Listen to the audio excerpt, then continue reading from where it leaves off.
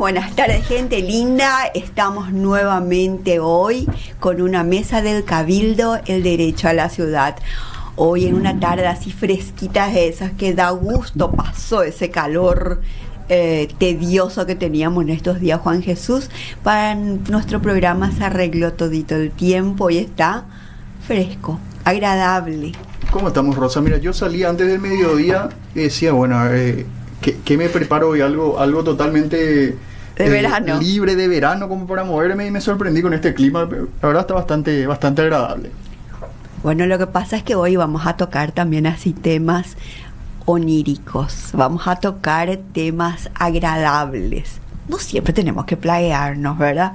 A veces el derecho a vivir, el derecho a gozar, el derecho a vivir en una ciudad con todo, ¿verdad? Con nuestros cursos hídricos, nuestros problemas de todo, de movilidad, problemas de seguridad. Pero hay veces que encontramos gente que con su arte transmite el diario vivir, transmite mucho de lo que es el territorio, lo que es la convivencia, lo que es lo que aspiramos. Bueno, yo no quiero seguir hablando demasiado, les quiero presentar al artista. Es una persona autodidacta. Él se llama Arsenio Aguilar, más conocido como Archi. Él es pintor, es un artista nato, es escultor y enseña escultura. Recuerden que es autodidacta. Ahora les voy a presentar y vamos a hablar con él en este primer bloque. Seas bienvenido, Arci. Muchas gracias por la invitación. Fuerte y cerquita al micrófono, Arci. Muy bien. Muchas gracias por la invitación. Saludos a los que nos están escuchando y viendo. Asimismo, como mencionaste, estoy en la pintura, en la escultura, enseño también y estoy también ahora en arquitectura. Bueno, estás estudiando arquitectura. Estoy estudiando. Yo no sé lo que va a ser una casa hecha por un pintor, escultor, alguien que tiene acá entre ceja y ceja lo que es el arte. Yo no sé lo que va a ser la casa, ¿verdad? Pero les puedo decir de que lo que son las obras, las pinturas de Archibaldo, como se le conoce en el mundo del artista, vale la pena ver. Estuve viendo, yo de hecho pasamos ya los chicos de a poquito, vamos a ir pasando seguramente algunas imágenes, un contenido espectacular. Mira, justamente yo en estos momentos en casa estamos con unas reparaciones y uno nunca sabe, quizás el que dice, esa persona que es la encargada de, o no tiene por qué ser el jefe de obra, quizás ahí el último del grupo era el inventivo y el que se le ocurre pintar algo lindo después en la pared, ¿verdad? Que uno nunca sabe cómo va terminando, por eso siempre es lindo conocer y hablar con las personas, ¿verdad? En este caso, Archie, como dice, autodidacta, ¿verdad? Algo muy llamativo y que ahora está dando a conocer también y invitando a gente a que se sume a hacer un poco lo que vos haces, ¿verdad? Que le enseñas de esa manera segura. Así mismo. Ahora justamente estoy con una exposición, inauguramos la semana pasada, se llama Sueños, y bueno, está disponible como para que la gente pueda acudir y visitarlo y por sobre todo disfrutar un poco de las obras de arte expuestas en ese lugar. Bueno, visitar, disfrutar, comprar también. Claro que sí. Y también inscribirse para que le enseñes a modelar una obra de arte, ¿verdad? O sea, yo creo que hay mucho que ver en lo que es la obra. Y quiero preguntar algo. De todas las obras que se ven, yo veo como diversas etapas, Arci. Estuvimos haciendo el recorrido de la exposición que se tiene, la galería, ¿cómo es que se llama? VGN. La galería. VGN, sí. Pero es VGN en la... se encuentra en el Paseo La Peregrina. La Peregrina, en la avenida Roa Bastos. Sí, enfrente de ASA. Frente al Colegio Americano. Frente al Colegio Americano, ahí donde se entra para el Banco Central. Así mismo. Bueno, pero yo he visto en tus obras como 4 etapas. Yo les cuento que cuando le conocí a Archibaldo, pintaba como los ángeles, pintaba ángeles. De hecho, yo tengo un feroz cuadro de ángeles en mi casa. Y fuiste pasando de por diversas etapas. ¿Esas etapas tienen nombre o son inspiraciones? ¿Qué significa cada etapa? Bueno, en cada etapa soy yo. Realmente en esos momentos sentía las ganas de explorar esa temática y claro, con los componentes, digamos, técnicos en cuanto a la pintura o la utilización de las luces, los colores, ¿verdad? Entonces empiezo a realizar una temática, hago varias obras de eso, luego cuando realmente ya me siento como más satisfecho ya el deseo de explorar esa temática, entonces ya vuelvo mi mirada hacia otro objetivo, entonces voy explorando otra temática. De tal forma que va saliendo esa que diferentes tenemos, etapas. Mira esa que tenemos en pantalla. Ajá. ¿Qué es ese niño que corre ahí? Porque yo he visto un niño así que también dormía. Uh-huh. Sí, justamente combinar un poco el paisaje de nuestro campo, de nuestro Paraguay profundo, ¿verdad? Ajá. De esa manera hacerle un poco homenaje a nuestra tierra y claro, un chico de nuestro Paraguay que se ve caminando y que está viniendo hacia el espectador, digamos. Entonces con la luz del sol que está a un costado, ¿verdad? En el fondo. Entonces produce esa sombra. Me llama muchísimo la atención, hablábamos afuera de micrófono también, yo sin ser un conocedor profundo realmente, me hablaba de realismo e hiperrealismo, ¿verdad? Uh-huh. De repente hasta miraba algunas y decía, bueno, él le dibujó a un niño sobre esta fotografía, decía, ¿verdad? Porque de verdad que parecen, algunas no se terminan de distinguir y hay otras que sí quiero saber un poco esa diferencia entre realismo e hiperrealismo y cómo decidís, por ejemplo, tenés una imagen y si desde un comienzo ya decís esto va por este camino o quizás después de ir viendo decís voy más para acá o para acá. Bueno, desde un principio ya tengo el objetivo marcado, ¿verdad? Y bueno, en cuanto a realismo es cuando vos representás una imagen tal como es, ¿verdad? Tanto como lo dice el nombre, ¿verdad? Sí. Sencillo como el nombre. Claro, y el hiperrealismo, o creo que hiperrealismo es tu pregunta, ¿verdad? O subrealismo. Subrealismo, perdón, sí. Porque está el subrealismo, que es una combinación de lo real con una mezcla, digamos, ya de ideas un poco más oníricas, ¿verdad? Que puede ser, que puede salir un poco del sueño o de algunas ideas, puede ser también mezclado con algo de psicoanálisis, ¿verdad? Porque no, porque tengo obras que están mezcladas con eso y por supuesto obras que vienen un poco del sueño, ¿verdad? Porque suelo anotar, acostumbro a anotar a la noche en un papel cuando estoy durmiendo, sí, ¿verdad? O me despierto ahí de repente, entonces anoto colores que veo, imágenes, entonces voy utilizando eso después en las obras. ¿Esos colores vos los haces? Yo mismo lo hago. Me gusta mucho la ciencia y me gusta entender los materiales desde el principio. Pienso que cuando uno entiende cómo está compuesto el material de manera química, incluso, ¿verdad? Entonces uno tiene la posibilidad de manejarlo eso que está mejor. Mostrando en pantalla. Ajá. ¿Qué es eso? Es una escultura hecha en arcilla negra, cocinada y con una terminación que pareciera, ¿verdad?, de madera. Ese material también lo hago yo con una mezcla, ¿verdad? Una mezcla de minerales naturales. Ajá. Entonces no existe en el mercado esa... ¿Y dónde conseguís los minerales naturales? Y esos minerales los extraigo de la zona, ¿verdad? De mis alrededores. Los voy combinando con otros tipos de materiales, ¿verdad? Es una suerte de cocina, entonces lo que vas haciendo también por lo menos para los materiales, ¿verdad? Claro. Pero entiendo que vos elaborás la escultura y Uh-huh. después le pintás con esos materiales que estás diciendo, que armás de las cosas naturales que encontrás. Claro, me gusta mucho la ciencia y el arte, incluso el arte en un principio, en nuestra historia pasada, ¿verdad? Combinaba mucho lo que era ciencia, conocimiento también de dibujar, claro, por supuesto, ¿verdad? El manejo de pintura, color y demás. Los artistas del pasado tenían que conocer y hacer sus propios pigmentos, de tal forma que cada maestro tenía su propio lenguaje, no solo en la temática que manejaba o la forma en la que pintaba, ¿verdad? La que realizaba las imágenes, cómo narraba, porque la pintura es una forma de narrar, ¿verdad? O sea, un recurso narrativo. Entonces, el material que componía con muchas veces de la misma zona en la que vivía el artista, entonces eso le daba un toque especial, digamos, uh-huh, un poco característico y que marcaba la obra de cada artista.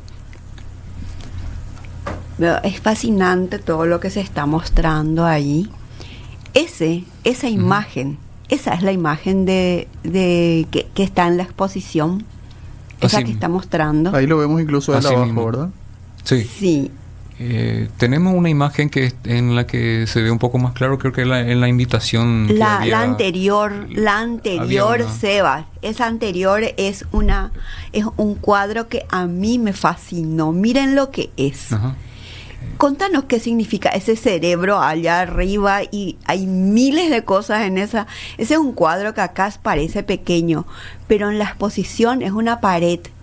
Si yo tuviera una casa enorme, con un salón así de esos, un salón de estar enorme, te compraría ese cuadro. Es lo que le da personalidad al salón, seguramente. No sabes lo que es. Explica un poco qué significa todo ese cerebro y qué es lo que hay en ese cuadro. Cómo opera, ¿verdad? Bueno, sí.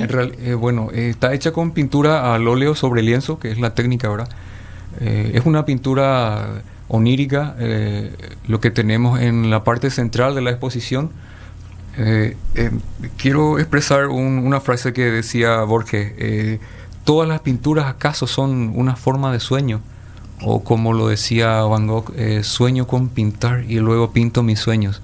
Así que vemos en esto que el sueño es un recurso narrativo, como ya había expresado que la pintura de tal forma también es un recurso narrativo. Entonces acá lo que hago es combinar un poco esos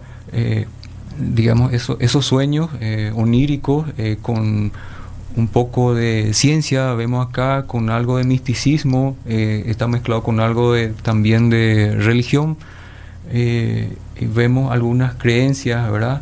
Mezclado, entonces va surgiendo la obra, y claro, con colores que vienen en mis sueños. Entonces voy representando de esa forma, pero está lleno de componentes, o sea, de contenido. Vemos a un ser que está creando una figura femenina, en este caso, valiéndose del polvo, o sea, de la tierra, ¿verdad? Y en la zona baja vemos un reptil que está ofreciendo una manzana a la recién creada, ¿verdad? Y hacia arriba vemos el cerebro justamente que mencionaste, ¿verdad? Y unos pequeños seres, ¿verdad? O sea, humanos que están tratando de llegar al templo, y ese templo que justamente apunta hacia donde está el cerebro, ¿verdad? Sería como la iluminación, y la iluminación, el conocimiento que perseguimos como seres humanos, ¿verdad? Porque la humanidad viene de conocer, ¿verdad? O sea, de empezar, o sea, en el tiempo pasado no teníamos estos conocimientos que tenemos actualmente en muchos campos, ¿verdad? Entonces cuando más avanzamos, vamos teniendo más conocimientos, y de tal forma que el límite es la luz, es el conocimiento, ¿verdad? Pienso que la vida se debe de aprovechar en iluminarnos, ¿verdad? En iluminarnos en conocimientos, en experiencias, ¿verdad? Entonces, y hablamos un poco también de lo que tiene que ver con la imaginación en general, ¿verdad? El aprovechar un poco el uso del cerebro también. Claro. Me llamó mucho la atención, a los compañeros también, si pueden ir pasando seguramente algunas imágenes. Incluso él me comentaba esto, no sé si se puede o no se puede pasar. Me parece que en tema de arte justamente veíamos a figuras que iban en algunas imágenes que estaba viendo, seguramente va a pasar también dentro de un rato ahí. Figuras políticas y que pueden caer o bien o mal, y eso va mucho también cuando uno como persona dice voy a pintar esto, voy a hacer esto. Obviamente está hablando desde lo que uno quiere transmitir, desde la opinión, por ejemplo, ¿verdad? Desde la opinión de uno, y habla de religión, de política, de muchas cosas, y quizás, como siempre se dice, una imagen vale más que 1000 palabras, pero acá, como tenemos al responsable de la imagen, quizás está lindo un poco darle palabras también, ¿verdad? Ok, mira, así justamente como mencionaste, yo considero que el artista debe también reflexionar y transmitir lo que es su tiempo. Y si hace falta hacer un reclamo social o enviar un mensaje a través del arte, pues bienvenido sea. Para mí el arte debe tener contenido, y en esa imagen que hace un rato pasó, ¿verdad? Sí, podemos retroceder un poquito, 3 imágenes. Sí, 2 o 3 imágenes atrás. Ah, y ahí hay otro. Ahí vemos enseguida. Sí. Ahí está. Ahí está. Bueno, esto es un mensaje, digamos, en donde se ve en texto, claro, claramente está expuesta la idea, ¿verdad? Sobre el cuidado que deberíamos de tener hacia la naturaleza, y en este caso fue una denuncia o un mensaje, ¿verdad?, social. El cuidado del Ubuturuzú, dice. Pidiendo que se cuide el Ubuturuzú, ¿verdad? Entonces ahí vemos la ley muerta, justicia dominada, el falso poder, la mala justicia, ¿verdad? Un poco el Estado ausente como para estar, digamos, observando y tomando decisiones para que correctamente, como para que se pueda proteger más nuestros recursos naturales, ¿verdad? Porque al fin y al cabo, si es que se nos acaba la naturaleza, que es lo que nos mantiene en este planeta, ¿verdad? ¿A dónde nos vamos? Porque no tenemos todavía un sitio en donde mudarnos de acá. ¿Dónde es lo que nos vamos a mudar si se termina el planeta, verdad? Claro que sí. Entonces, para mí existen estos tres tipos de almas, que serían las plantas, que son los más primitivos, vienen los animales y estamos nosotros, ¿verdad? Y cuando existe esa combinación de estos tres almas, ¿verdad? Existe un equilibrio en uno mismo, porque uno de repente tiene ese deseo de salir al aire libre, de tener contacto con la naturaleza, y para mí es como un llamado a tener ese contacto, esa transmisión de energía entre esa alma que nos hace falta, ¿verdad?, para que estemos todo completo, ¿verdad? Bueno, entonces, yo les voy a contar por qué Arsi habla tanto del Ubuturuzú y de la naturaleza. Él vive en un lugar mágico. En un lugar mágico, realmente sí, ahí en las faldas del Ubuturuzú, en un lugar donde vos no sabés si qué te va a aparecer ahí en el camino. Es un paraíso, uno de esos paraísos que hay que visitar en la zona de Villarrica.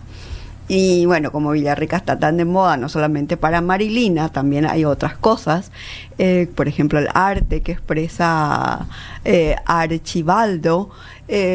Bueno, por eso él habla tanto del Ubuturuzú y hace ese llamado del cuidado del Ubuturuzú, que es la cordillera del Ubuturuzú, donde está el cerro más alto del Paraguay, que es el Tres Canduca. Hay que visitar, ¿eh?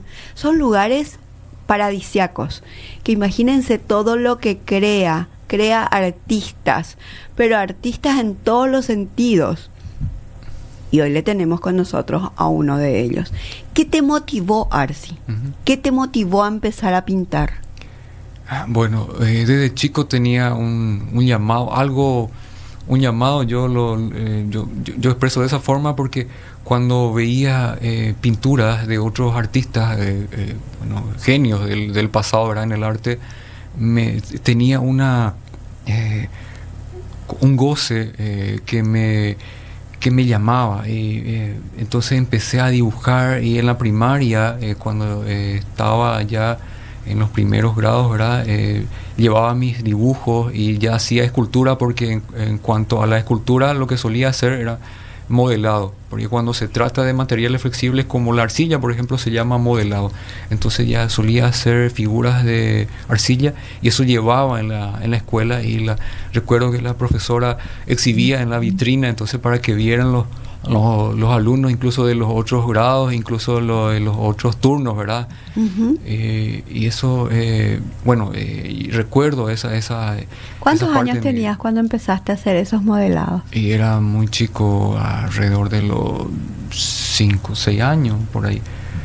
Entonces fui explorando materiales, y como la posibilidad de experimentar con la arcilla, en este caso, ¿verdad?, era... O sea, como tenía cerca de donde vivía o de donde vivo, ¿verdad?, entonces me era muy fácil extraer la arcilla y ir experimentando. Es diferente cuando se hace una obra, una escultura, porque lo que uno hace es trabajar en 3 dimensiones, o sea, trabajar la profundidad, la altura y la anchura, ¿verdad? Y es diferente cuando haces una pintura, porque trabajas sobre un plano bidimensional claro, vos representás esa tridimensionalidad con la utilización de la luz y la sombra, ¿verdad? Con conseguir la profundidad del objeto, ¿verdad? A través de la utilización de los colores, de los pigmentos. Pero trabajar en 3 dimensiones como la escultura te desarrolla el cerebro de una manera distinta. Ajá. Y tanto es así que en la escuela de arte en Villarrica enseñé muchos años y recibía alumnos a partir de 6, 7 años, adolescentes, jóvenes y también adultos. Se iban porque muchas veces deseaban estudiar arte o en ocasiones iban porque médicos, ¿verdad?, les indicaba sus doctores que se vayan a estudiar porque tenían algún tipo de problema en la motricidad, por ejemplo. Ajá. Y lo que pasa es que cuando vos haces escultura, y principalmente ese modelado con arcilla, ¿verdad?, lo que haces es hacer un contacto más directo con las manos y el cerebro. Entonces ayuda eso a la motricidad y también a los chicos muy hiperactivos. Entonces empiezan a concentrar su energía en formar, ¿verdad?, en diseñar, y le ocupa la mente y también parte consume su energía y también parte de las manos, ¿verdad? Yo quiero ir un poco a 2 cuestiones principalmente, Rosa. Una, habló ya él de que fueron muchas personas con él para aprender, saber cómo puedo hacer yo, el que esté interesado en acercarse a vos para aprender dónde estás dando clases. Y por otro lado también lo que me habías mostrado ya anteriormente, que es este libro que tenés contigo, ¿verdad?, ahí enfrente. Claro. Mira, actualmente por la falta de tiempo, como estoy estudiando arquitectura, estoy en 4º año ahora, entonces la carrera es muy demandante. Tuve que dejar a un lado la enseñanza, ¿verdad? Uh-huh. Por más que me volvieron a insistir varias veces, no pude más irme como para enseñar, porque también debo dedicarle tiempo, ¿verdad? En cuanto a tu otra pregunta sobre el ejemplar que ahora traje, este es un libro que yo lo había hecho, puedo poner en cámara. Sí. Lo había hecho en el 2018, fue porque había ganado un concurso con mi proyecto para el Fondec me costeó la edición, ¿verdad? Uh-huh. Entonces es un libro, digamos, de todas tus obras, una compilación de tus obras, una buena cantidad de obras. Lo interesante de esto también es que tenemos textos como por ejemplo de Ramiro Domínguez, que él me había prologado el libro. A ver, si me permitís, puedo mostrar yo desde acá a los chicos de la cámara. Permiso, aviso también, y voy a ir mostrando algunas imágenes, ¿verdad? Permiso. Ahí a los chicos de cámara para no... ¿Cuántas obras tenés? ¿Tenés un recuento de cuántas obras tenés? Así que, a ver si cómo manejo un poco la página. Si me permitís, sí. Vamos estamos viendo acá. Vea, algunas en particular, esto que había mencionado. Esto es pero tenés que sacar tu micrófono porque se confunde la imagen con ahí. A ver, el prólogo realizado del libro. Ahí se puede ver, ¿verdad? Uh-huh. ¿Cuándo se va a poder leer? ¿Qué querés mostrar del prólogo? El prólogo que lo había escrito menciona que puede ser uno de los últimos escritos de Ramiro Domínguez. ¿En serio? ¿El que te hizo el prólogo? El prólogo, como sabemos que fue un gran pensador en nuestro país, colaboró para que la educación se mejore acá, trabajó bastante por nuestra educación acá en Paraguay. Y bueno, tenemos también escrito de Lucy Yedro, y se va desarrollando el libro. No sé si puedo mostrar alguna. No se te va a ver los prólogos porque estás en pantalla. Sí, bueno, pero vamos mencionando igualmente, ¿verdad? Claro. Algo bastante interesante. Esto se puede seguir consiguiendo seguramente. Y ahí vemos mucho, ¿verdad? De las imágenes, algunas que fuimos mostrando ya aquí también y otras que van a estar ahí. Por eso es súper interesante adquirir también esto. Me llama muchísimo la atención cómo decidís. A ver, vos decís, tengo esta idea que quiero plasmarla. Uh-huh. La idea viene a vos y decís, esto va más para la pintura, esto va más para la escultura. ¿Cómo decidís a dónde apuntar? Bueno, en estos últimos tiempos estoy realizando más pintura que escultura, justamente ¿Cuántos años empezaste a pintar? En cuanto al óleo, fue cuando lo experimenté desde la culminación del colegio, o sea, de la secundaria. Pero en cuanto a la escultura, sí lo había hecho ya mucho antes. Pero últimamente es muchísimo de pintura, lo Sí, que se mucho. ve en esa exposición que hoy está ahí en la galería. Ujú. Galería La Golondrina. VGN, que se encuentra en Paseo La Peregrina. La enfrente- Peregrina. Enfrente del Colegio Americano. ¿verdad? ASA. Bueno, lo que se ve ahí son unos cuadros maravillosos. Muchas ¿Tenés gracias. idea de cuántos cuadros produciste ya hasta ahora? Y son cientos. No tengo ahora justamente el número exacto, pero son cientos de obras ya. A veces voy entrando a algunas casas y encuentro tus obras. Ujú. Y tengo que decir que a mí me maravilla eso porque yo sé que Arsi es un autodidacta. Y sé que te dedicas a pleno a esos cuadros, Así mismo. a pintar. Yo una vez visité su lugar de pinturas, no saben lo que es. Todo pintura por todos lados. Todo materiales para la pintura por todos lados en su habitación, ¿verdad? Así mismo. Suelo experimentar, como ya había mencionado, con los materiales. Me gusta mucho la parte de experimentar con materiales. Me llama mucho la atención. Me motiva mucho cuando tengo unas ideas que quiero combinar un poco algunos materiales, a ver qué resultado tengo con eso, ¿verdad? Y justamente así como mencionaste, estoy rodeado de pinturas, de esculturas y materiales con los cuales voy trabajando y saco la producción, ¿verdad? En cuanto a qué lleva, por ejemplo, a la decisión de hacer una pintura o una escultura, como ya mencioné, estoy haciendo un poco de escultura por el tema del tiempo, pero pintura estoy desarrollando mucho más. De repente tengo un tiempito a la noche, un fin de semana, entonces voy haciendo en medio de mis clases también. Y la idea ya está ahí presente, y entonces ahora justamente en estos últimos tiempos estoy explorando mucho más lo que son las pinturas un poco más surrealistas, un poco más oníricas, ¿verdad? ¿Y de dónde en tu familia hay gente artista o sos el primero que surge así como artista? En cuanto a artista, en cuanto a imágenes, creo que soy el primero que está con este tema. Tengo otros familiares, pero que está con el tema de la música, por ejemplo, que está con el arpa y que viaja también afuera. En cuanto a tu expresión de encontrar pinturas de repente míos en algunos lugares, sí, están dispersos en varias colecciones acá dentro del país, y también tengo obras que están en Australia, en la ciudad de Sydney, algunos están en Estados Unidos, otros en España. Ah, ¿sí? Sí, ¿Y ahí, cómo entonces, adquieren los extranjeros tu pintura, por ejemplo?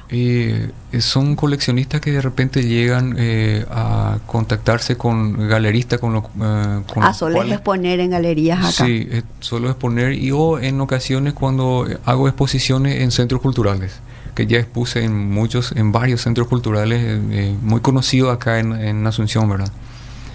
Genial.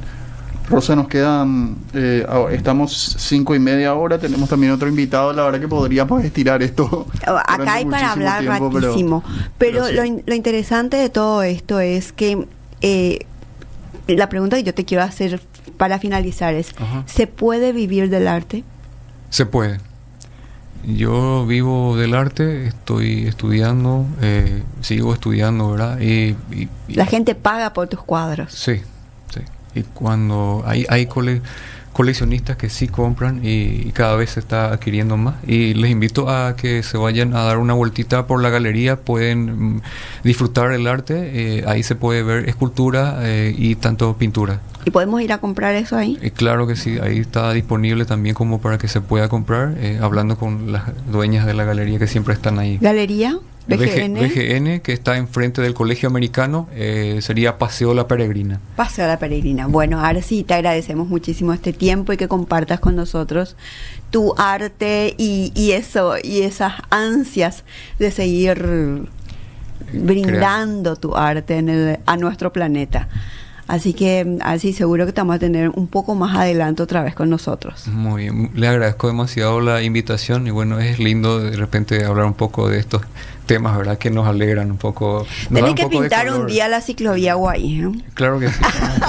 Bueno. Así estamos. Hacemos un pequeño intermedio, ni siquiera corte. Volvemos en un minutito con el siguiente invitado.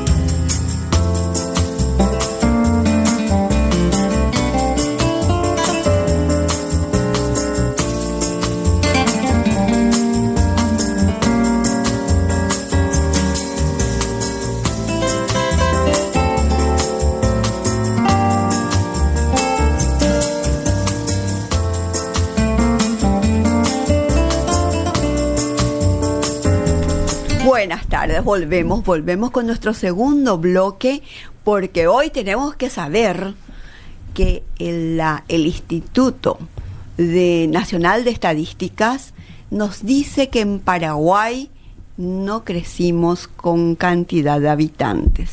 Pero para hablar de eso y para hablar de todo le tenemos hoy a la licenciada Miriam Llano. Seas bienvenida, ella es directora de Estadística Social. Bienvenida, Miriam. Muchas gracias, Rosa. Muy buenas tardes a vos, a Jesús, a toda la audiencia. Efectivamente estamos como para conversar acerca de los resultados preliminares del último Censo Nacional de Población y Viviendas. Ese censo es del año 2022. Así es, el último censo que nosotros realizamos fue en noviembre del año 2022. Tuvo como fecha principal, digamos, que nosotros le llamamos Día D, el 9 de noviembre. Sí, recuerdo que nos quedamos todos en nuestra casa. Correcto.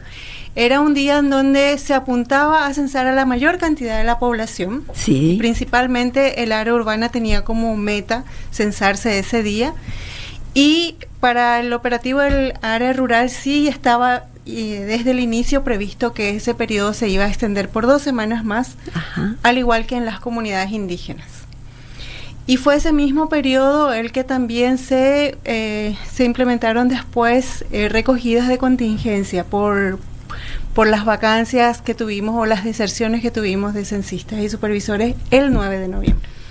Mira que lo que hay que entender que para Paraguay, para el país en sí, para establecer la política pública, el censo es una herramienta primordial, vital tener un censo para poder planificar las casas, para poder planificar las profesiones, para poder planificar los municipios, porque si no parece que seguimos creciendo en gasto y vamos decreciendo en habitantes. Bueno, en realidad no es que decrecemos, Rosa. Explícanos un poco cómo es pasa eso. que nosotros cada decenio, digamos, realizamos un censo. El último censo fue en el 2012. Sí. La dificultad que tuvimos en ese 2012 es que no llegamos a tener un conteo suficientemente sólido que nos pudiera decir cuánto éramos en Paraguay en el 2012. Entonces, Y también como producto de cada uno de los censos se realizan habitualmente proyecciones. Posterior al censo 2012, que amén de las dificultades de cobertura, también tuvimos otro tipo del índole administrativo o político, ¿verdad? Las nuevas proyecciones salieron en 2015. Ajá. Y esas proyecciones se basan en información que dan cuenta de los censos anteriores, para lo cual se tomaron información del censo 82, censo 92, 2002 y 2012, que daba cuenta de los indicadores demográficos, ¿verdad? Para hacer las proyecciones, entonces, nosotros analizamos cuáles fueron los comportamientos de esas variables en el periodo anterior, y se supone que ese comportamiento va a continuar. O sea, es un pronóstico, es una estimación, es un valor observado, el de proyecciones. Ahí hablamos, Entonces, sí. Ahí hablamos, por ejemplo, de existe determinada cantidad de personas entre 15 y 30 años, hay una probabilidad de que tengan o no hijos, existe una cantidad de personas en tercera edad, más o menos, ese sería el balance. Exacto, o sea, nosotros hacemos proyecciones por cada grupos quinquenales de edad, le llamamos, Okay, ¿verdad? sí. De 0 a 4, de 5 a 9, hasta 100 años y más, 80 años y más. Bueno, ese ejercicio lo hicimos nosotros en 2015 basados en evidencias que teníamos anteriormente. Ajá. ¿Cuál es el otro déficit que tiene Paraguay? O que tuvo Paraguay en el pasado, es el de la calidad de los registros, por ejemplo, de nacidos vivos, de defunciones, ¿verdad? Otros países con buenos registros comparan estas fuentes, la fuente censal con la fuente de registros. ¿Y cuál es el problema nosotros tenemos con el registro? La oportunidad del registro no es satisfactoria, o sea, nosotros sabemos históricamente, nuestros niños se inscribían recién cuando iban a entrar a la escuela. ¿Cierto? ¿Sí? Muchos. Entonces, ¿cuántos entre haber nacido y llegar a la escuela, cuántos ya fallecieron inclusive? ¿O cuántos migraron del país sin siquiera tener un registro, con sus un madres. documento de identidad? Cierto. Entonces, primero, inscripción tardía. Segundo, como nos manejamos tanto en papel, ¿verdad? Entonces, el famoso libro negro de los juzgados de paz, donde se hacen las inscripciones, ellos no entregaban esos libros hasta no haber cerrado su libro. En una comunidad pequeña, ¿cuántos años le lleva a completar su libro de actas de nacido vivo y de defunción? De 100 hojas. Claro, entonces eso lleva a que también la información llegue tardíamente a la sede del registro civil, ¿verdad? Uh-huh. ¿Qué hace eso? Hace que la información no esté disponible en tiempo y en forma. Está disponible pero en forma tardía. Entonces, históricamente nosotros nos basamos en hacer esas proyecciones en los datos del censo. En el 2012, dada la dificultad del censo, lo único que tuvimos también era datos del censo. O sea, la proyección. Para hacer las proyecciones, pero no teníamos datos de registros. No lo tuvimos hasta mucho tiempo después. Sí sabíamos que esos registros estaban mejorando, pero no la medida en la que estaban mejorando. Entonces, la única forma de nosotros poder tener la actualización de la población en Paraguay era mediante un nuevo censo. Uh-huh. Hicimos ese nuevo censo ahora en el 2022 y posterior a todo el análisis de los resultados, lo que nos damos cuenta es que esas proyecciones estaban sobreestimadas. O sea, en el pasado veníamos creciendo a un ritmo de por lo menos 100.000 habitantes y supusimos que iba a continuar esa tendencia y en realidad no. Crecimos, pero crecimos mucho menos. Claro, lo que pasa es que antes la familia tenían 10 hijos, después ya eran 5 hijos, después 3 hijos y ahora un hijo y hay otra gente que no se quiere ni casar, ¿verdad? Exacto. No le voy a mirar aquí, pero esta juventud millennial no quiere más casarse y tener hijos. Exacto, entonces nuestra población está cambiando. ¿Sí? La conformación de nuestros hogares ya no son los mismos que hace 20, 30 años atrás y mucho menos hablando con la época de nuestros abuelos, ¿verdad? Hay un fenómeno particular también, incluso pasó en mi familia una persona que estuvo con nosotros hasta un tiempo atrás, ¿verdad? ya de tercera edad, si no recuerdo mal, más de 90 años, y recién en ese momento le hicieron una cédula. Claro. Sí, ese no creo que haya sido un fenómeno único en el país, sino que seguramente que se proyecta mucho también, porque uno dice, Muchísima gente sin cédula. nace una criatura nosotros decimos siempre en el interior del país, que ahora no sabemos más por dónde está, pero hay muchos lugares realmente que el tema de o sea, nace una persona en el interior, y cómo se hace todo ese trámite para la cédula, ¿verdad? Pero o sea, ni tan interior, Juan Jesús. hablamos Yo de interior quiero, para llevar, quiero ¿verdad? usar tu intervención para posicionar la situación que se da, por ejemplo, acá mismo en Asunción, en la zona de los bañados ocupados, Claro. de los arroyos. Ni siquiera me voy a referir al bañado del río Paraguay. Asunción tiene 17 cuencas hídricas. Me consta que, por ejemplo, el arroyo Ferreira tiene, de 4.000 metros de arroyo, tiene casi un 90% de sus bordes ocupados. Y cómo en ese lugar, ustedes con el censo nuevo se habrán percatado, hay muchísima gente que vive, o sea, son habitantes, porque tienen pierna, tienen brazos, tienen cabeza, son personas, pero muchos de ellos no están registrados. Entonces, hay habitantes, pero lo que oficialmente hay, yo no sé ahora cómo estará, pero hace 10 años más o menos nosotros hicimos y nos asustamos de esa situación. Así es, Rosa. Nosotros tenemos, como bien decía, el registro tardío desde el nacimiento. Con la cedulación es otra historia. Hay también personas que no se cedulan, o el caso opuesto, que tiene más de un documento de identidad, ¿verdad? También. ¿Por qué? Porque aspira a acceder a beneficios que otorga el Estado. Entonces, como yo ya aparezco con este número de cédula, entonces me voy y solicito otro número de cédula, ¿verdad? Entonces, hay situaciones Pero y situaciones. eso ya, discúlpame, eso es un delito. Sí, es un delito, pero Y En el pregunta, censo no es una excepción. pero pregunta respecto a eso que te decía, personas físicas sin documentos, ¿encontraron muchos? Encontramos, pasa que nosotros todavía nos encontramos en una etapa de análisis de la información. Sí, lo que nos dimos cuenta en este periodo, porque hicimos primero una revisión de los totales, tanto nacional como por departamentos. Todavía nos falta ir viendo cuál es la población a nivel distrital, inclusive llegar a nivel de barrios, ¿verdad? Y cuáles son las características de esa población. Eso esperamos poder tenerlo para el segundo trimestre del próximo año, toda validada, y tener la información completa disponible. Siempre hay población sin documentos, siempre hay. Y nosotros, para poder censarle, no nos fijamos si tiene o no tiene documento. Claro. El censo es universal, es habitante, independiente, es una habitante. persona. Exacto. Sí. Así mismo. ¿Y cuántos, lo que hoy nos dice el censo, cuántos somos en Paraguay? Hoy nos dice el censo que encontramos para el 2022 6.109.000 habitantes de personas en Paraguay. En personas físicas. En personas físicas. Más allá de que tengan o no tengan documento. Correcto. 6 millones, perdón. 6.109.644. Ahí está. Y, a ver, una pregunta que quizá... Y la proyección era para 7.500.000. 7.453.000. Sí. Sí.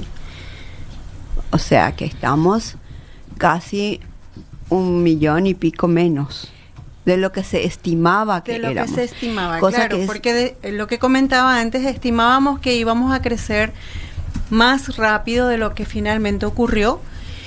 También no tuvimos en cuenta, por sobre todo, el movimiento o la salida de mujeres en edad reproductiva, porque finalmente son las mujeres las que aportan los nacimientos. Es ¿sí? cierto.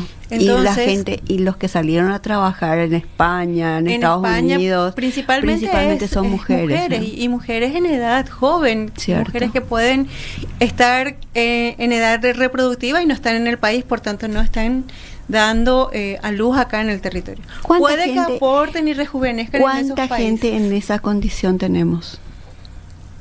Según el recuento que nosotros hacemos por cruzamiento también con institutos de esos países, tenemos cerca de 800.000 personas en el extranjero. Paraguayos en el extranjero. Paraguayos en el extranjero en los últimos tiempos, porque años, siempre claro. se habló de que en la Argentina, por ejemplo, hay más del 1 millón de paraguayos. Por supuesto. Porque pero Argentina, estamos hablando históricamente, el país donde más migraron.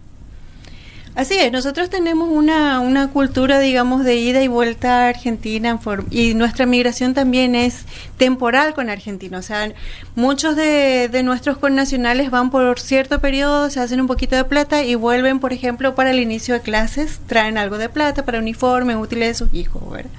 Y vuelven a ir en otro periodo. Entonces siempre es un ida y vuelta, pero también tenemos otro grupo poblacional que se va y se establece en la Argentina. Sí, sí, sí. El fenómeno de personas que van a estudiar, en el caso de un amigo ahora en estos días está volviendo a estudiar a Buenos Aires y va en periodos de 4 o 5 meses, pero por decir, va 3 meses, vuelve un mes, se va 4 meses. Esos números van variando también y seguramente que a la hora de hacer el censo se tenían en cuenta también esas personas afuera, ¿verdad? Bueno, ahí tenemos muy interesante el caso, porque por la metodología del censo, a quienes nosotros les censamos, a los que estuvieron en Paraguay en la hora cero del día 9 de noviembre. Exacto. Si tu amigo estuvo en Argentina, porque justo le cupo estar allá en ese periodo, entonces él no fue censado. Entiendo. ¿Sí? Porque es la población de hecho, la que está en el momento censal en el país. Existe otra metodología, ¿verdad?, de recuento de población, pero lo importante es tener claro bajo qué concepto hiciste tu recuento de población, ¿verdad? Por eso. Y cuál es tu momento de referencia. Claro, y a todo el mundo se le pidió que esté en Claro. su casa ese día. Claro, porque finalmente para las políticas públicas, Sí. llámese del gobierno central o municipal, lo que importa es dónde es tu residencia, porque ahí es donde demandas servicios de recolección de basura, de energía eléctrica, de agua potable. Si no sos censado en tu lugar de residencia, siempre hay, pero lo ideal es que sea mínimo. Sí, sí, sí. Entonces lo conveniente es que la población esté en su lugar de residencia, en su hogar, al momento censal, porque es ahí donde va a demandar servicios. ¿Cuándo nosotros vamos a tener, digamos, la disgregación de cantidad de población en los barrios, por ejemplo? Mayores detalles de toda la información censal esperamos tener, Dios mediante, en el segundo trimestre del año que viene.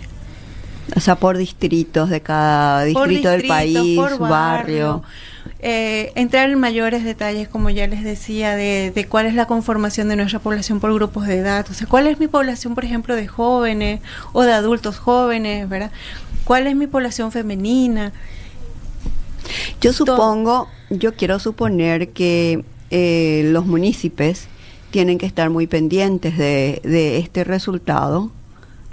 De Para hecho que estamos. municipios, ministerios, para poder planificar su accionar, su gasto, su presupuesto. Ahí hablamos, Rosa, del tema de las ciudades dormitorio, el tema de Por movilidad, eso, hay ¿cuánta muchas migración hubo de Asunción a las ciudades del área central? Justamente esa es una variable que todavía no tenemos cerrada. ¿Por qué? Porque como saben, el censo se hizo en cuestionario papel. Entonces, si fue censado ciertamente en su hogar, en su domicilio, pero 5 años atrás vivía en otro distrito, el censista tenía que escribir ese distrito. Es imposible procesar respuestas abiertas. Entonces, primero pasa por un proceso que nosotros le llamamos de codificación. Ajá. Y en ese proceso en el que estamos. Entonces, sí tenemos todavía pendiente todo el análisis de la migración principalmente. Entonces, todavía persiste lo que anteriormente era la migración del campo a la ciudad y que conformaban los cinturones de pobreza o las ciudades dormitorio, ¿verdad? Ese tipo de análisis todavía nos falta hacer. Y es Claro. lo que tenemos que hacer en este Pero periodo. también hasta la el que viene. migración de la capital a las ciudades vecinas. Por supuesto, eso también. ¿Cuántos seríamos ahora en Asunción? En Asunción, cerca de 477.000 habitantes. Y éramos 550.000. 512.000 en el censo 2002 y como ya decía anteriormente teníamos una estimación de población para el 2012, pero ese no es un recuento real. Qué preocupante esto, porque miren que con 530.000 habitantes éramos 180.000 contribuyentes más o menos en la municipalidad de Asunción, contando con todos los tributos que pagamos. Y ahora con esto va a seguir bajando la cantidad de contribuyentes si hay más o menos 100.000 habitantes menos. 70.000 habitantes menos. Y esto debería llamarle la atención al municipio porque veo que se están habilitando unos, no sé, creo que se habilitaron como 50 edificios en altura de 40 pisos. Supermercados. No, pero 50 edificios. La vivienda. 50 edificios, como ellos le llaman, los rascacielos, de 40 pisos, y con una población que fue disminuyendo. O sea, para la planificación, para la política pública, hacia 10, a 20, a 30 años, esta herramienta es vital. Así es. Y como decía, nosotros tenemos que ir periódicamente actualizando esta información, justamente por lo delicado que es. Sí. Porque si no, estamos a ciegas. Y para planificar es fundamental tener datos precisos y oportunos. A ver, una vez que estén totalmente corroborados los datos, cualquier ciudadano paraguayo va a poder acceder a ellos, ¿verdad? Totalmente. Nosotros respondemos en la medida de la disponibilidad de los datos, y una vez que nosotros publiquemos, cualquier usuario o bien puede acceder a nuestro sitio web donde están o estarán disponibles las informaciones actualizadas, y si no encuentra ahí, entonces perfectamente podemos responder a las solicitudes particulares. ¿A qué voy con esto un poco, Rosa? A lo que solemos hablar de planificación y de cómo realizar las ciudades. Es decir, yo el día de mañana quiero invertir en tal lugar, más allá de la discusión o no discusión, porque creo que estamos un poco en la misma página, ¿verdad? Pero el tema que hablamos siempre de quiero venir a invertir y crear un departamento en este lugar para que vengan personas a vivir. ¿Y cuántas personas están viviendo realmente? ¿Cuántas trabajan en ese lugar? Dentro del censo me parece que estaba también, ¿verdad? Vivienda y lugar de trabajo. No, en este censo no. Pero sí para movilidad, saber un poco, ¿verdad? O sea, el hecho de decir, ¿para qué voy a construir yo un edificio de 20 pisos para que teóricamente vengan a vivir 200 personas si es que al final no va a poder utilizarse ese lugar, ¿verdad? Claro. Sí tenemos el recuento de la población que trabaja, pero no el lugar donde trabaja. Ok.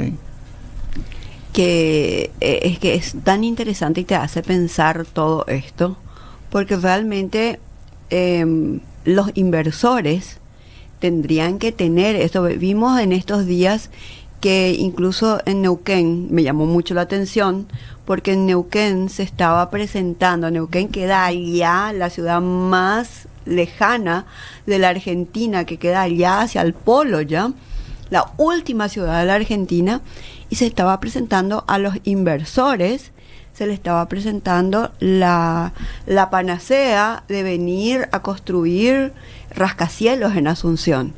Y yo digo, y que a los inversores decirle que vengan a invertir acá y no van a tener gente a quien ocupe, quien le compre, quien le alquile.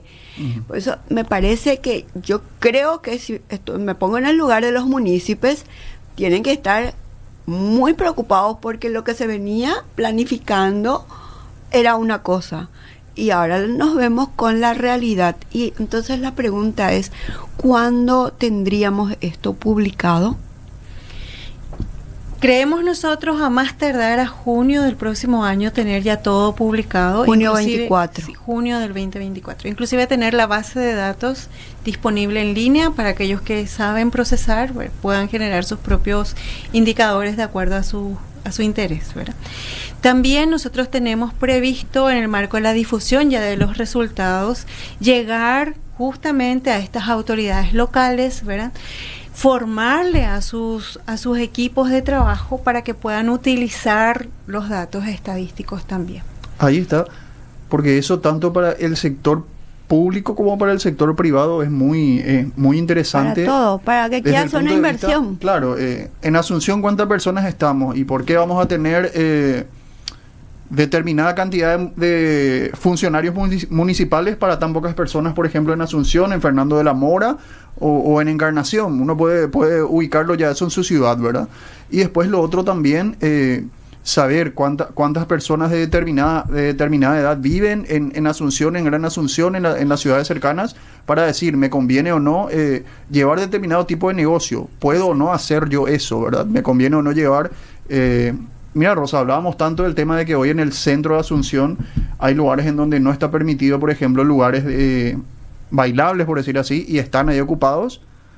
Y uno puede decir, bueno, determinada cantidad de personas vive acá, entonces vamos a determinar este lugar. Organizar, hacer un poco ese juego de organización. He visto que estuvieron presentando estos resultados así todavía, así en bruto, en varios lugares, sobre todo en institutos de enseñanza, la Universidad Nacional. Sí, nosotros estamos visitando las academias, ¿verdad? Porque es como el semillero de nuestros investigadores, ¿verdad? Docentes también, estudiantes, que van haciendo investigación y por supuesto es un público bastante demandante de información censal actualizada, ¿verdad? Tenemos que ir cerrando, me indican allá, pero queremos que uses el espacio para indicarle a la gente qué puede esperar del censo y ya nos dijiste, vamos a tener más o menos los resultados cerrados allá a junio del 2024. ¿Y qué puede esperar la gente del censo? Puede esperar resultados actualizados que estén disponibles al máximo nivel de desagregación para que sirvan como herramienta para la planificación y la ejecución de las políticas públicas, llámense, como decía, desde el gobierno central o a nivel local inclusive. Puedo exigirle a mi intendente tal o cual servicio de acuerdo a la cantidad de población y a la conformación de la población en mi comunidad.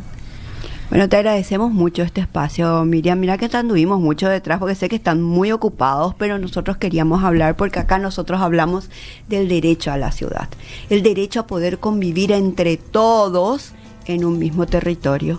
Y creemos que esta es una herramienta vital para cualquier cosa que hablemos. No importa si hablamos de espacios públicos, cuánto necesitamos, si hablamos de cursos hídricos, si hablamos de contribuyentes, si hablamos del gasto público, de lo que hablemos, saber cuántos somos es la primera información que requerimos. Sabemos cuántos somos y nos organizamos mejor también, ¿verdad? Ayuda para eso bastante. Así mismo, así que muchísimas gracias.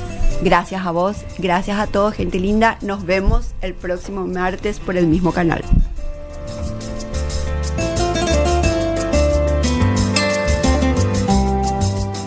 R800, Radio La Unión, amplitud modulada. La Universidad Privada María Serrana te invita a formar